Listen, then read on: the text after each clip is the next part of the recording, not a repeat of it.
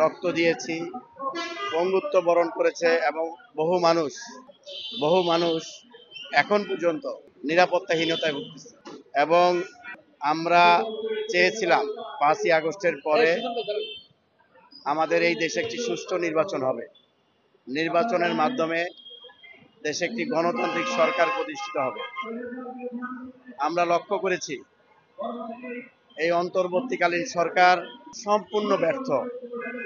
দেশে হানাহানি, মারামারি, লুটতরাজ, খুনাখুনি দিনে দিনে বেড়েই চলছে এবং আইন শৃঙ্খলা বাহিনীর চরম অবনতি ঘটছে।